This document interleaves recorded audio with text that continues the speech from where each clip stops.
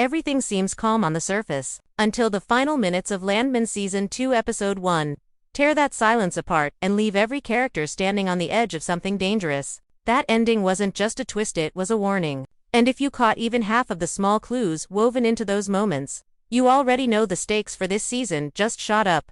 Episode 2 begins by reminding us exactly why Landman's world feels so tense. The characters are trying to move forward, yet every step feels weighed down by the choices they made last season. Tommy enters this episode carrying the kind of pressure that never fully leaves a man. He wants a normal life, or at least a life where he is not constantly reacting to someone else's fight. But in the world of oil, land, and power, peace is never more than a temporary pause. The first scenes show him trying to keep his head down, focusing on work, acting like everything is under control. But that control is thin, almost like a shell stretched too far. One poke, one spark, and it could break. Cootie, on the other hand, is trying to stand taller this time around. He has seen what happens when people with money take advantage of those who have none. And this season he refuses to stay silent. Episode 1 makes it clear that he is stepping into a bigger role, whether he wants to or not. The people around him expect more from him, and the land itself, broken, polluted, and scarred, seems to demand it. He spends most of the episode juggling loyalty, fear, and the desire to protect his own people, even when he knows speaking out could put a target on his back. The pressure surrounding him is heavy, but Cootie has always been good at staying steady, even when the ground shakes. At the same time, the episode introduces a shift inside the oil company. A new executive arrives, someone cold, polished, and far more calculating than the rest. This character doesn't shout or threaten. Instead, they speak with the kind of calm that hides danger beneath every word. Episode 1 shows them quietly watching, listening, and planning. Everything about their presence suggests they did not come to solve problems, they came to take control. And it does not take long to realize that their version of control will come at a cost for everyone who stands in their way. As the episode moves forward, the sense of unease grows. Small conflicts appear like cracks in the ground. Rumors spread about unsafe drill sites. Workers whisper about corners being cut. And beneath everything lies a tension that feels ready to explode. Tommy notices it. Cootie notices it. Everyone feels it, even if no one says it out loud. The land has always given them a living, but it seems angry now, or at least exhausted from years of pushing too far. By the time we reach the final act, Episode 1 has set all the pieces in place without showing its full hand. Characters who barely speak to each other suddenly feel connected by the same threat. Minor problems start to feel like warnings, and the air grows heavy with the sense that something big is coming. This episode doesn't rush. It takes its time, letting the tension build slowly until the final moments snap everything open. What begins as a simple return to work slowly turns into a reminder that nothing stays buried forever, not secrets, not mistakes, and definitely not consequences.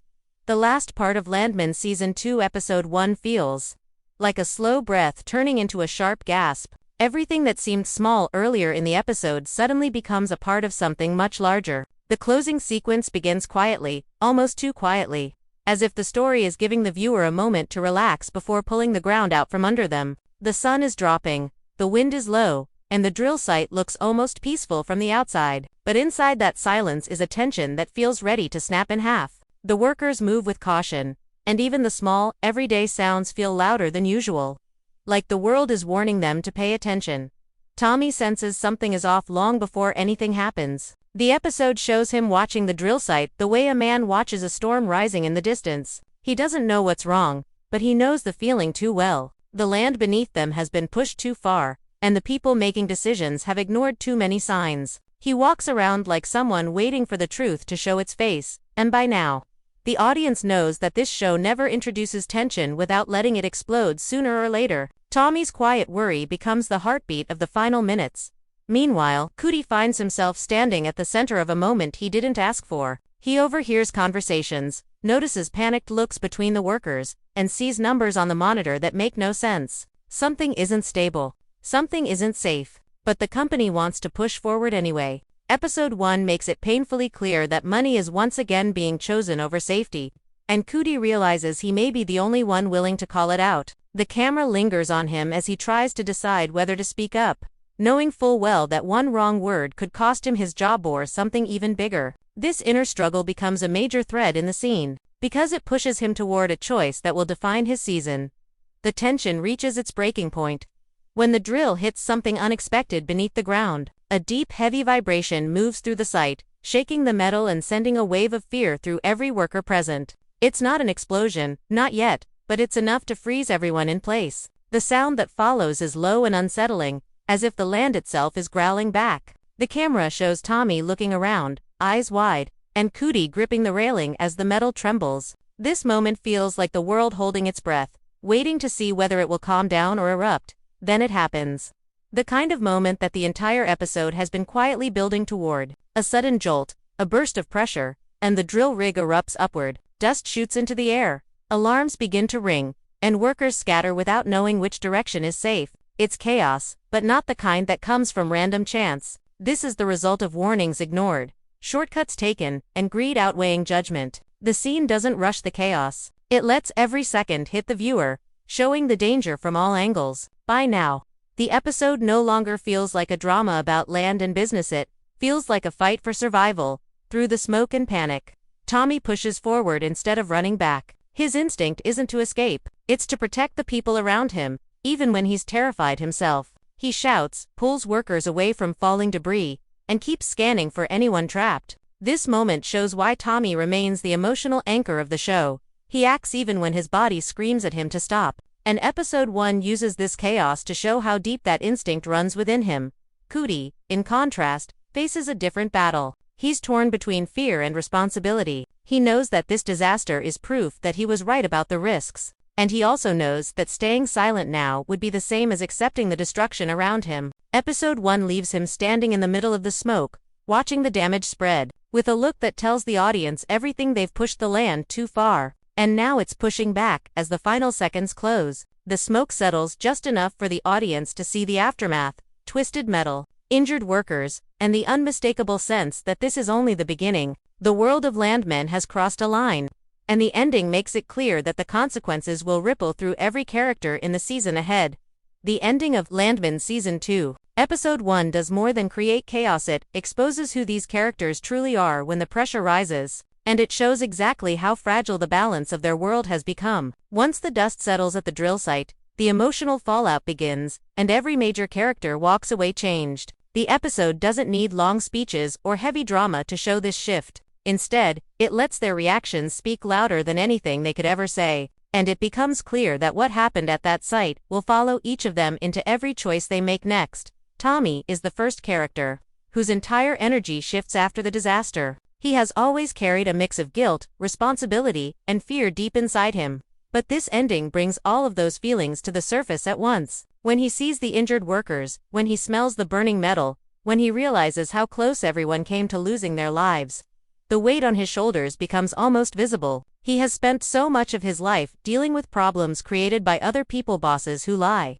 companies that cut corners, powerful men who use land and people like tools. And in this moment, he understands that the cycle is repeating itself again. The fear in his eyes isn't just fear of danger, it's fear of falling back into a life where he is constantly forced to pick up the pieces of choices he didn't make. This disaster pushes him toward a line he's been avoiding. He knows that staying silent will only make things worse, but speaking up could cost him everything he has left. Episode 1 ends by planting that conflict deep inside him, ready to grow as the season unfolds.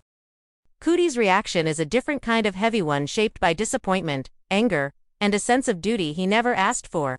Throughout the episode, he tries to be the voice of reason, noticing the warning signs long before anyone else, but no one listens. And when the disaster hits, it confirms what he feared from the start. The people in charge never planned to keep these workers safe. They planned to keep production going, no matter the risk. After the explosion, Cootie moves through the chaos, like someone watching his worst prediction come to life. His silence in those final seconds isn't weakness, it's the calm before a storm inside him. Episode 1 makes it clear that he is done being quiet. The disaster pushes him toward a new version of himself, one who is ready to challenge the people who have ignored him for too long. This turning point may become one of the most important moments in his journey this season. The new executive introduced earlier in the episode undergoes a transformation as well. Although theirs happens behind cold, calculating eyes, they are not shocked by the disaster. In fact, their reaction is almost unsettling. While others panic, they watch the chaos with a stillness that doesn't belong in such a dangerous moment. It tells the viewer everything they need to know. This character sees the disaster not as a tragedy, but as a problem to be managed, spun, or even used to their advantage. They are the kind of person who understands that power grows fastest in moments of weakness. And episode 1 hints that they will use this incident as fuel to tighten their grip on the company.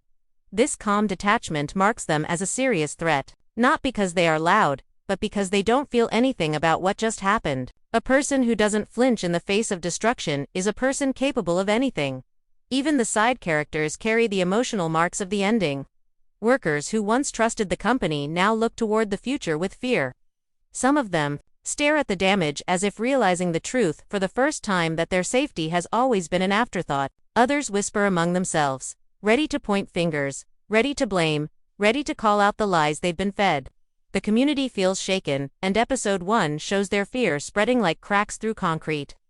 These reactions matter because they reveal how unstable everything has become. One disaster doesn't just break machines, it breaks trust.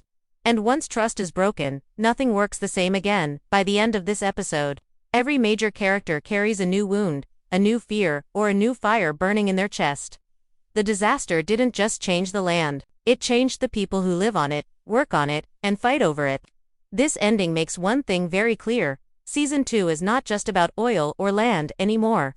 It's about the cost of ignoring danger, the pain of being unheard, and the power that comes from finally standing up when the world expects you to stay quiet. The ending of Landman Season 2 Episode 1 is more than a dramatic moment at a drill site. It's a message, a warning, a shift in the story that tells the audience the real battle of this season is only just beginning.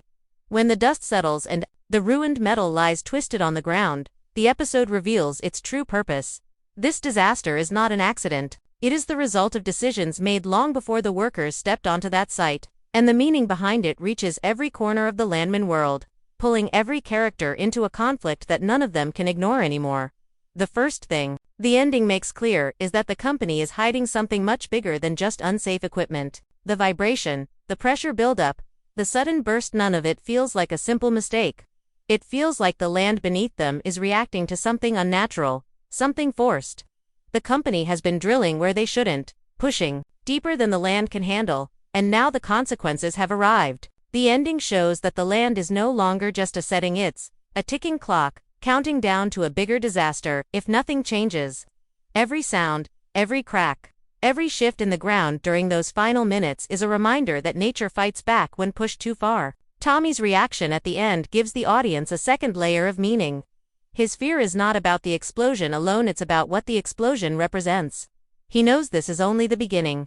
He has worked long enough in the oil world to understand that when a company rushes production, ignores warnings, and cuts costs, accidents don't happen once, they happen again and again.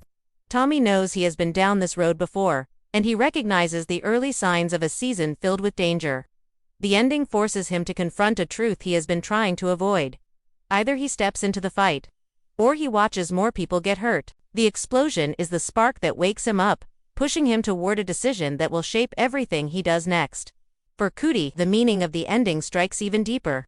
Throughout the episode, he tries to be heard, tries to warn the others about the numbers that don't make sense and the readings that show clear danger. But his warnings are dismissed, just like countless warnings from workers across the industry.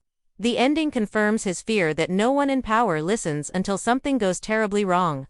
But instead of breaking him, the disaster ignites something inside him. It becomes the moment he realizes he is done waiting for change.